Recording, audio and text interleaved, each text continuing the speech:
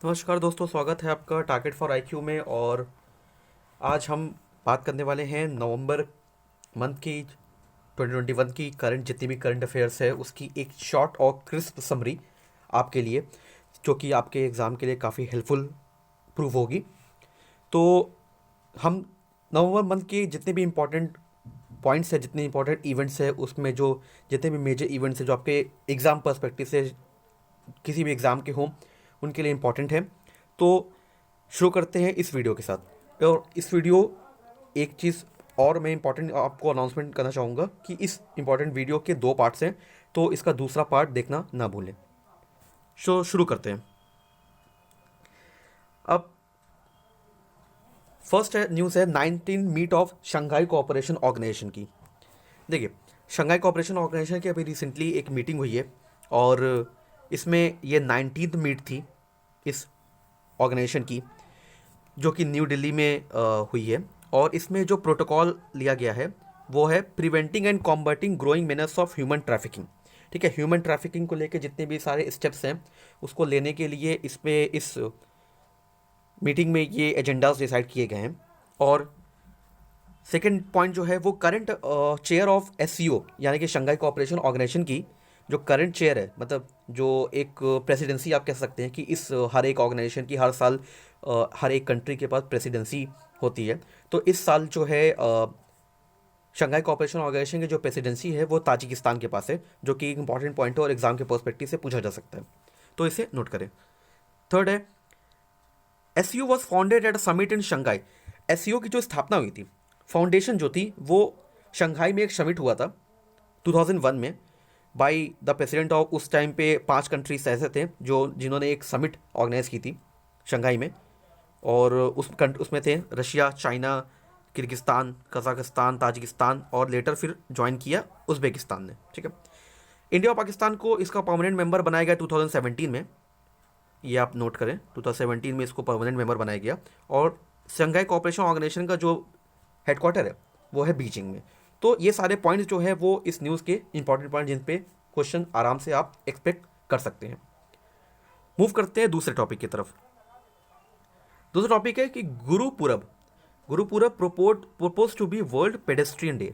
गुरुपुरब जो फेस्टिवल होता है सिख्स का, तो जो पंजाब पुलिस है उन्होंने ये प्रपोजल रखा है कि जो गुरुपुरब का जो फेस्टिवल है, जो पवित्र फेस्टिवल है, उसको जो है वर्ल्ड पेडेस्ट्रियन डे के नाम से रखा जाए। ठीक है, तो पहला पॉइंट है Punjab police has propose to the union ministry of road transport and highway that birth anniversary, जो कि गुरुपुरब जो है वो गुरु नानक देव की बर्थ एनिवर्सरी के रूप में जाना जाता है।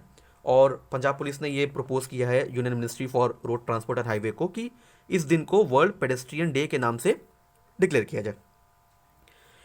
सेकेंड पॉइंट इंपॉर्टेंट पॉइंट है कि गुरु नानक का जो 50 इस साल 2021 में गुरु नानक का जो बर्थडे है वो गुरु नानक का 552 एनिवर्सरी है। ठीक है, और 552 गुरुपुरब भी बोल सकते हैं, जिसको इस बार मनाया जाएगा 19 नवंबर को। ठीक है, तो आप इस बात का ध्यान रखें कि वर्ल्ड पेडेस्ट्रियन डे अगर आपके एग्जाम में पूछा जाता है किस डे मनाया जाएगा तो उसका आंसर होगा 19 नवंबर।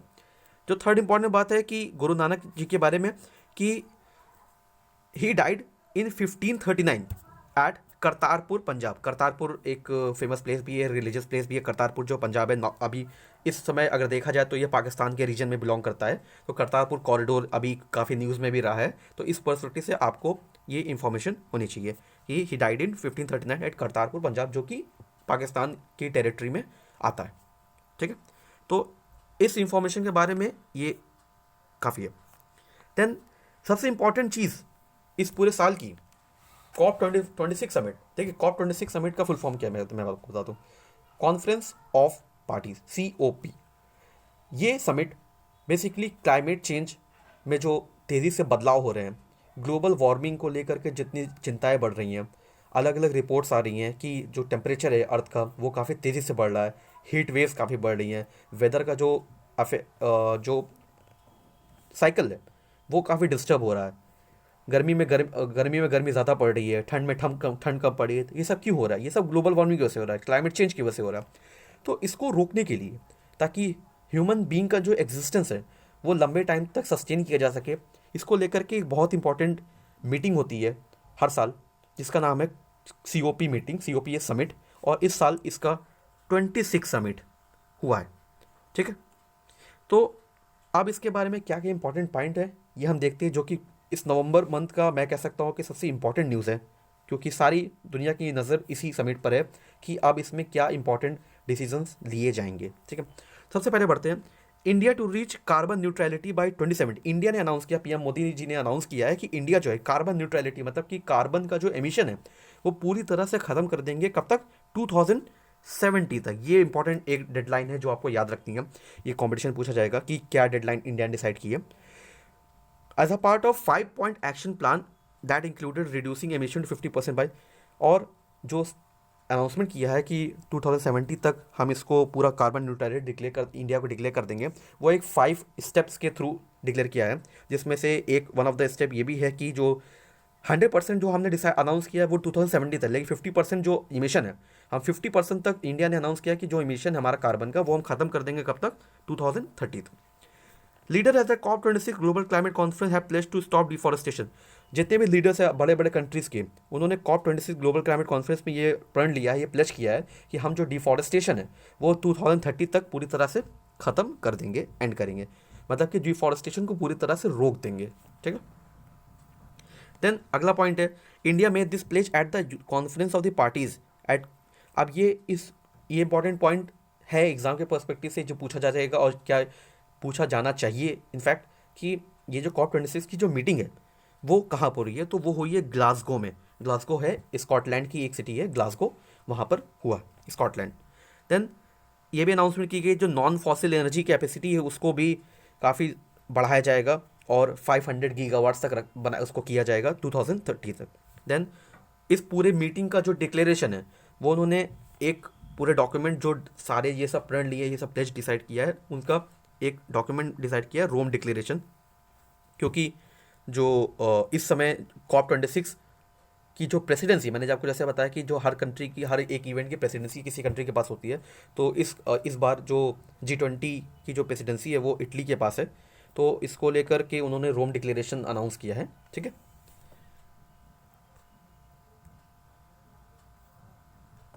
देन आते हैं नेक्स्ट इंपॉर्टेंट इवेंट पे जो हमारा है 18th इंडिया आसियान समिट। देखिए, इंडिया आसियान समिट को सबसे पहले मैं आसियान का आपको फुल फॉर्म बताऊंगा। आसियान का फुल फॉर्म है association of south east Asian nation. इसमें इंडिया ने पार्टिसिपेट किया, जो कि 18th एडिशन था इस बार का। और इंडिया ने ब्रूनी एक कंट्री है जो इस समय आसियान की करंट चेयर है, करंट प्रेसिडेंसी है। उन्होंने अनाउंस किया, इनवाइट किया था इंडिया को कि इस जो ऑर्गेनाइजेशन है, जिस मीटिंग है, इसका हिस्सा बने, और ब्रूनी के इनविटेशन भी इंडिया ने पार्टिसिपेट किया था। और the year 2022 has been highlighted India ASEAN friendship by leader. और जो लीडर्स थे इंडिया और आसियान ग्रुप के, उन्होंने अनाउंस किया कि जो 2022 है उसको इंडिया और आसियान की दोस्ती के नाम पर डिक्लेयर किया जाएगा। और अगर हम बात करें कि आसियान के बारे में, तो आसियान के बैकग्राउंड में जो आसियान जो ऑर्गेनाइजेशन है ये सेटअप किया गया था 1967 में, और इसका हेडक्वार्टर है वो है बैंकॉक, थाईलैंड में। ठीक है, देन भाषा संगम इनिशिएटिव, एक भारत श्रेष्ठ भारत। मिनिस्ट्री ऑफ एजुकेशन ने, हमारे गवर्नमेंट ने एक इनिशिएटिव लॉन्च किया है एक भारत श्रेष्ठ भारत के नाम से, ताकि राष्ट्रीय एकता दिवस, जो कि सरदार पटेल जी की एनिवर्सरी के नाम पे बनाया जाता है 31 अक्टूबर को, राष्ट्रीय एकता दिवस, उसको मनाने के लिए ये एक इनिशिएटिव लॉन्च किया गया, एक भारत श्रेष्ठ भारत। ठीक है, इसका जो एक भारत श्रेष्ठ भारत का जो अनाउंसमेंट है वो 2015 में किया गया था पीएम मोदी के द्वारा, सरदार वल्लभ भाई पटेल की 140th बर्थ एनिवर्सरी पे इस स्कीम को, इस इनिशिएटिव को अनाउंस किया गया था। ठीक है, और इसका जो राष्ट्रीय एकता दिवस है, जो श्री सरदार वल्लभ भाई पटेल की बर्थ एनिवर्सरी को मार्क करने के लिए इसको मनाया गया था। देन आते हैं वनीकुला रिजर्वेशन अनकॉन्स्टिट्यूशन। देखिए, रिजर्वेशन को लेकर के अभी मद्रास हाईकोर्ट ने जो वनीकुला जो कम्युनिटी है उसका जो रिजर्वेशन है उसको अनकॉन्स्टिट्यूशनल डिक्लेयर कर दिया है। ठीक है, and reservation pass by Tamil Nadu जो गवर्नमेंट जो थी उसने वनीकुला को रिजर्वेशन दिया था, लेकिन जो मद्रास हाईकोर्ट है उन्होंने कैंसिल कर दिया। तो सवाल ये उठता है कि कैंसिल क्यों किया। The law envisages provide 10.5% internal reservation. इस जो रिजर्वेशन जो उनको प्रोवाइड किया था उसके अंडर में 10.5 जो परसेंट रिजर्वेशन उनको प्रोवाइड किया गया था, जो वनिकुला क्षत्रिय कम्युनिटी है, ठीक है, इसका नाम याद रखिएगा, वनिकुला क्षत्रिय कम्युनिटी, और कितना परसेंट रिजर्वेशन है, 10.5%, ठीक है, इनको प्रोवाइड किया था। अब सवाल ये उठता है क्यों कैंसिल किया, क्योंकि the law was challenge on account of law being pass just hours before the, क्योंकि देखिए क्या होता है, मॉडल कोड ऑफ कंडक्ट की वजह से इस पूरे लॉ को है कैंसिल किया गया। अब मॉडल कोड ऑफ कंडक्ट का मतलब क्या होता है, जब भी इलेक्शन होता है तो कुछ रूल्स नियम्स लागू होते हैं कि आप नई स्कीम लॉन्च नहीं कर सकते, ताकि आपको वोटर को अपनी तरफ खींच नहीं सकते। तो इस तरह के जो रूल्स होते हैं वो मॉडल कोड ऑफ कंडक्ट है। तो मॉडल कोड ऑफ कंडक्ट जब लागू हो जाता है इलेक्शन से पहले, तो आप सरकार जो है वो कोई भी नई स्कीम, कोई भी नया बिल्डिंग इनाग्रेशन कुछ भी नहीं कर सकती, ठीक है। तो इसलिए उन्होंने मॉडल कोड ऑफ कंडक्ट के जस्ट पहले इस स्कीम को लॉन्च किया था, इसलिए जो मद्रास हाईकोर्ट ने कहा है कि ये जो स्कीम है वो कैंसिल हो जाएगी, अनकॉन्स्टिट्यूशन है, क्योंकि ये मॉडल कोड ऑफ कंडक्ट को वॉयलेट कर रही है, ठीक है, क्योंकि जस्ट घंटों पहले की गई, तो उसको वो माना जा रहा है कि अगर घंटों पहले किया गया तो उसको उस दिन पे अनाउंस नहीं करना चाहिए था, ठीक है। देन आपकी आती है ऑल इंडिया जुडिशियल सर्वे, जो कि इंपॉर्टेंट टॉपिक चल रहा है, क्योंकि अलग अलग जो लॉ मिनिस्टर्स है वो अभी कुछ दिन पहले जो श्री किरेन रिजिजू हैं, मिनिस्टर ऑफ लॉ, उन्होंने पार्लियामेंट में बयान दिया कि ऑल इंडिया जुडिशियल सर्विस के लिए मांग की जा रही है। तो ये अब ऑल इंडिया जुडिशियल सर्विस जैसे यूपीएससी होता है ऑल इंडिया लेवल पर, वैसे भी जुडिशरी की जो सर्विस है, जो अभी क्या होता है फिलहाल हर स्टेट के अलग अलग एग्जाम होता है, तो अब इसको ऑल इंडिया लेवल पे इसको ऑर्गेनाइज करने की मांग की जा रही है। तो इसकी जो पहली मांग की गई थी 14th रिपोर्ट में की गई थी लॉ कमीशन के 1958 में, और ये प्रपोज किया गया था फिर से 1978 में, फिर से इसको बोला गया, और फाइनली 1992 में सुप्रीम कोर्ट ने ऑल इंडिया जजेस एसोसिएशन व द यूनियन ऑफ इंडिया में बोला सेंटर को कि आप ऑल इंडिया जुडिशियल सर्विस जो है इंडिया लेवल पे जो जुडिशरी एग्जाम है उसको कंडक्ट कराइए, जस्ट लाइक यूपीएससी, ठीक है। ग्लासगो लीडर, अब क्लाइमेट जो COP26 जो समिट हुआ उसके बाद ग्लासगो लीडर की जो एक मीटिंग हुई, और उसमें उन्होंने डिसाइड किया, एक ग्लासगो लीडर डिक्लेरेशन भी साइन किया, कि अब इसके अंदर क्या क्या बातें हो गई हम देखते हैं। Recently an ambitious declaration was initiated by the United Kingdom to halt deforestation. इस डिक्लेरेशन में को इनिशिएट किया यूनाइटेड किंगडम ने, और इन्होंने डिसाइड किया कि जो डिफॉरेस्टेशन है और जो लैंड डिग्रेडेशन, मतलब लैंड की जो उपज, जो बंजर ज़मीन छोड़ दी जाती है, तो इन सब चीज़ों को हम कम करेंगे, कब तक, 2030 तक। हालांकि इंडिया ने इस जो डिक्लेरेशन है वो साइन नहीं किया, क्योंकि इंडिया को ये फील हुआ कि जो ट्रेड है, जो डिफॉरेस्टेशन को लेकर, जो पेड़ को काटने के लेकर जो ट्रेड का एक भी मसला है, तो उसको क्लाइमेट चेंज से आप अटैच करके जो डेवलपिंग कंट्री है उस पर आप इम्पोज करेंगे, क्योंकि जो डेवलप्ड कंट्री है उनकी ज़्यादा रिस्पॉन्सिबिलिटी बनती है कि क्लाइमेट चेंज को रोकना, क्योंकि डेवलपिंग कंट्री, हर एक कंट्री का एक जो कोटा होता है, डेवलप्ड कंट्री अपना एग्जॉस्ट कर चुके हैं, और डेवलपिंग कंट्री को बढ़ने के लिए, ग्रो करने के लिए थोड़ा बहुत वॉलेशंस की ज़रूरत है। तो अगर इस पर साइन कर लेगा इंडिया तो इस पर रिस्ट्रिक्शंस लगाई जाएगी, इसलिए इंडिया ने इसको साइन नहीं किया, और इस डिक्लेरेशन को लगभग 105 कंट्रीज़ ने साइन किया है। Uranium stock pile by Iran, Iran ने भी अनाउंस किया कि अभी उसने जो 20% यूरेनियम की जो इन्वेस्टमेंट है, जो न्यूक्लियर एनर्जी है, उसको बढ़ाया है। और इंटरनेशनल एटॉमिक एनर्जी ने कहा है कि ईरान अभी अनाउंस किया है कि ईरान ने अपनी जो एनर्जी यूरेनियम इनरिच करने की जो फैसिलिटीज़ है वो काफ़ी बढ़ाई है, और इस जो अग्रीमेंट है वो 2015 में साइन किया गया था, ताकि ईरान के जो यूरेनियम को बढ़ाने से, न्यूक्लियर एनर्जी को डेवलप करने से रोका जा सके। 2015 में ये अग्रीमेंट साइन हुआ था P5+1 कंट्रीज़ में, जिसमें आती हैं UK, USA, France, China, Russia, और जो +1 है वो है जर्मनी, ठीक है। ये इंपॉर्टेंट चीज़ें हैं जो कि ईरान के न्यूक्लियर प्रोग्राम से रिलेटेड बातें हैं। देन आता है आपका last topic, Haryana state employment of local candidate. देखिए हरियाणा ने एक नया लॉ बनाया है जिसके अंडर उसके जो लोकल कैंडिडेट्स है, जो लोकल सिटीजन्स है, उनको जॉब देने की बात की गई है। अब इसमें क्या क्या प्रोविजन है, ये लॉ बनाया गया जो कि इम्प्लीमेंट होगा 15 जनवरी 2022 से। अब इसके अंदर प्रोविज़न क्या किया है कि किसी भी कंपनी में जहाँ पर 10 और 10 से ज़्यादा एम्प्लॉयज़ होंगे, वहाँ पर जो 75% जॉब होगी वो पर्टिकुलरली उस स्टेट के लिए रिजर्व होगी, मतलब ये हरियाणा के कैंडिडेट्स के लिए रिजर्व होगी। और जहाँ जिस जॉब की सैलरी 30,000 से कम है, तो वहाँ पे जो जॉब्स है वो रिजर्व रहेगी, ठीक है। और ये जो लॉ है वो कितने टाइम के लिए अवेलेबल रहेगा, एप्लीकेबल रहेगा, 10 साल के लिए, ठीक है। तो ये सारे इंपॉर्टेंट पॉइंट्स है जो इस वीडियो में, जो पार्ट 1 हमारी वीडियो उसमें इंपॉर्टेंट है एग्ज़ाम के लिए। पार्ट 2 में बाकी जो इंपॉर्टेंट वीडियोस है वो हम आपके लिए तुरंत इस वीडियो के बाद हम इसे अपलोड करेंगे, और इन दोनों के वीडियोस को ज़रूर देखें ताकि एक आपकी अच्छी प्रिपरेशन हो सके। एंड अगर आपको हमारे इनिशिएटिव पसंद आता है तो प्लीज़ इस चैनल को लाइक करें और सब्सक्राइब करें। Thank you.